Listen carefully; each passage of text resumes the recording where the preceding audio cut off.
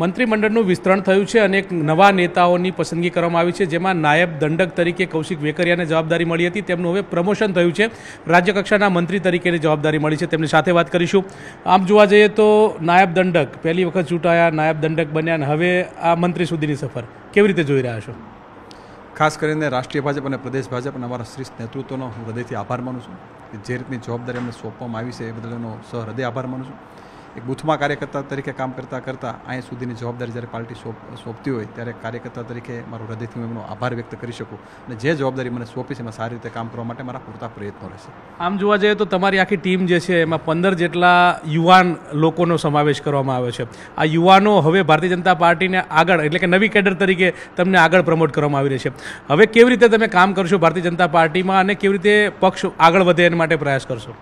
ખાસ કરીને અમારા પ્રદેશ ભાજપના અધ્યક્ષ હોય, અમારા આદરણીય મુખ્યમંત્રી ભૂપેન્દ્રભાઈ પટેલ સાહેબ, જે રીતે એમનું માર્ગદર્શન મળતું રહેશે એ પ્રકારે અમે કાયમિક માટે કામ કરવા માટે તત્પરતાથી આગળ વધશું અને લોકોના વધુ કામ થાય એ પ્રકારે અમારા કાયમિક માટેના પ્રયત્નો રહેશે. કૌશિકભાઈ, આમ જોવા જઈએ તો આપ અમરેલી વિસ્તારમાંથી આવો છો. અમરેલી કોંગ્રેસનો આમ ગઢ ગણાતો હતો. આ ગઢમાં ભારતીય જનતા પાર્ટીએ સેંધ મારી. હવે આ બરકરાર રહે એની માટે કેવા પ્રયત્નો થશે? કેવી રીતે આગળ વધશો? કારણ કે ખાસ કરીને આગામી દિવસોની અંદર સ્થાનિક સ્વરાજ્યની ચૂંટણી પણ આવી રહી છે.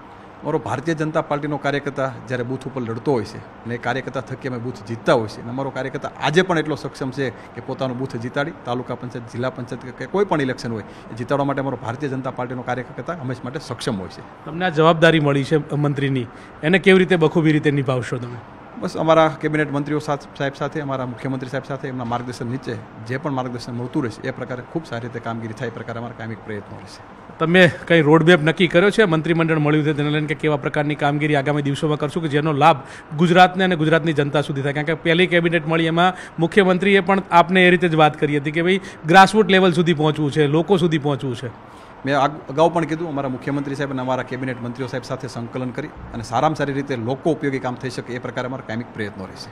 ચોક્કસથી તો લોક ઉપયોગી કામો થાય તે પ્રકારના પ્રયત્નો રહેશે અને આ પ્રકારની વાત કૌશિક વેકરિયા જે છે તે મંત્રી બન્યા બાદ કરી રહ્યા છે. કેમેરામેન હરીશ શર્મા સાથે ગૌતમ શ્રીમાળી, ન્યૂઝ 18 ગુજરાતી, ગાંધીનગર.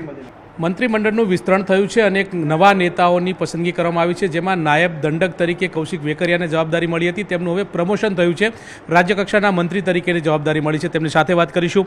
આમ જોવા જઈએ તો નાયબ દંડક પહેલી વખત ચૂંટાયા, નાયબ દંડક બન્યા અને હવે આ મંત્રી સુધીની સફર કેવી રીતે જોઈ રહ્યા છો?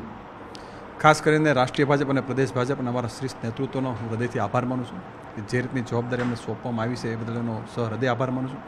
એક બૂથમાં કાર્યકર્તા તરીકે કામ કરતાં અહીં સુધીની જવાબદારી જ્યારે પાર્ટી સોંપતી હોય ત્યારે કાર્યકર્તા તરીકે મારો હૃદયથી હું એમનો આભાર વ્યક્ત કરી શકું અને જે જવાબદારી મને સોંપી છે એમાં સારી રીતે કામ કરવા માટે મારા પૂરતા પ્રયત્નો રહેશે. આમ જોવા જઈએ તો તમારી આખી ટીમ જે છે એમાં 15 જેટલા યુવાન લોકોનો સમાવેશ કરવામાં આવ્યો છે.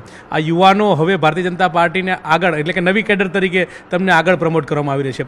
હવે કેવી રીતે તમે કામ કરશો ભારતીય જનતા પાર્ટીમાં અને કેવી રીતે પક્ષ આગળ વધે એના માટે પ્રયાસ કરશો?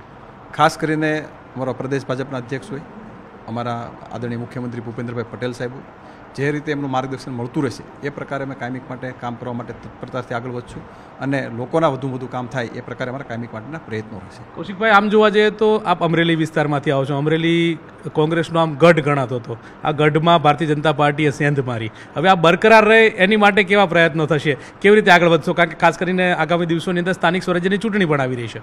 અમારો ભારતીય જનતા પાર્ટીનો કાર્યકર્તા જ્યારે બૂથ ઉપર લડતો હોય છે અને એ કાર્યકર્તા થકી અમે બૂથ જીતતા હોય છે અને અમારો કાર્યકર્તા આજે પણ એટલો સક્ષમ છે કે પોતાનું બૂથ જીતાડી તાલુકા પંચાયત, જિલ્લા પંચાયત કે કોઈ પણ ઇલેક્શન હોય એ જીતાડવા માટે અમારો ભારતીય જનતા પાર્ટીનો કાર્યકર્તા હંમેશા માટે સક્ષમ હોય છે. તમને આ જવાબદારી મળી છે મંત્રીની, એને કેવી રીતે બખૂબી રીતે નિભાવશો તમે? બસ અમારા કેબિનેટ મંત્રીઓ સાહેબ સાથે, અમારા મુખ્યમંત્રી સાહેબ સાથે એમના માર્ગદર્શન નીચે જે પણ માર્ગદર્શન મળતું રહેશે એ પ્રકારે ખૂબ સારી રીતે કામગીરી થાય એ પ્રકારે અમારા કાયમિક પ્રયત્નો રહેશે. તમે કંઈ રોડમેપ નક્કી કર્યો છે? મંત્રીમંડળ મળ્યું છે તેને લઈને કે કેવા પ્રકારની કામગીરી આગામી દિવસોમાં કરશું કે જેનો લાભ ગુજરાતને અને ગુજરાતની જનતા સુધી થાય? કારણ કે પહેલી કેબિનેટ મળી એમાં મુખ્યમંત્રીએ પણ આપને એ રીતે જ વાત કરી હતી કે ભાઈ ગ્રાસરૂટ લેવલ સુધી પહોંચવું છે, લોકો સુધી પહોંચવું છે. મેં અગાઉ પણ કીધું, અમારા મુખ્યમંત્રી સાહેબ અને અમારા કેબિનેટ મંત્રીઓ સાહેબ સાથે સંકલન કરી અને સારામાં સારી રીતે લોકો ઉપયોગી કામ થઈ શકે એ પ્રકારે અમારા કાયમિક પ્રયત્નો રહેશે. ચોક્કસથી તો લોક ઉપયોગી કામો થાય તે પ્રકારના પ્રયત્નો રહેશે અને આ પ્રકારની વાત કૌશિક વેકરિયા જે છે તે મંત્રી બન્યા બાદ કરી રહ્યા છે. કેમેરામેન હરીશ શર્મા સાથે ગૌતમ શ્રીમાળી, ન્યૂઝ 18 ગુજરાતી, ગાંધીનગર.